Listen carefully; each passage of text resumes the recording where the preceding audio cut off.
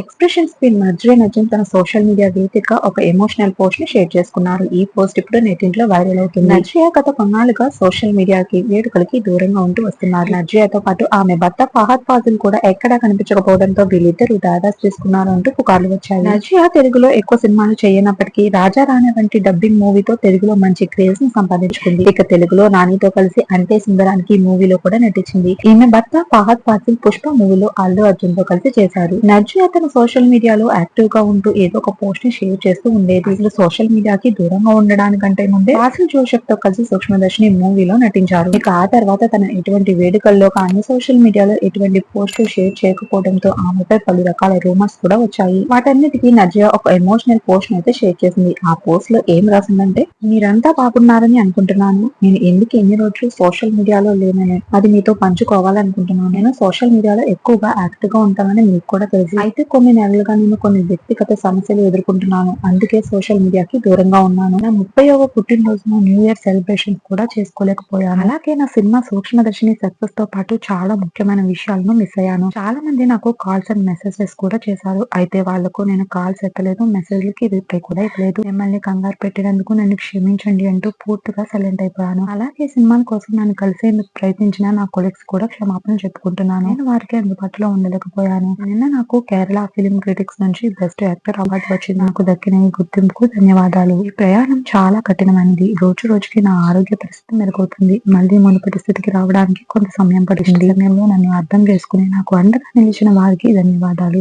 మీరంతా నా కుటుంబ స్నేహితులు, అభిమానులు. నాకు ఏమైందో అని కంగారు పడకూడదనే ఉద్దేశంతోనే ఇది రాస్తున్నా అంటూ రాసుకొచ్చింది నజ్రియా నజీం. ఈ పోస్ట్ రాస్తూ నజ్రియా కింద నజ్రియా నజీం ఫహద్ అని ఉండడంతో నజ్రియా అండ్ ఫహద్ లు విడాకులు తీసుకోలేదంటూ క్లారిటీ అయితే వచ్చేసింది. సెలబ్రిటీస్ కి సంబంధించిన లేటెస్ట్ అప్డేట్స్ ని మీరు మిస్ కాకుండా ఉండాలంటే ఈ వీడియోని లైక్ చేసి మన ఛానల్ సబ్స్క్రైబ్ చేసుకుని పక్కనే ఉన్న బెల్ ఐకాన్ ని యాక్టివేట్ చేసుకోండి.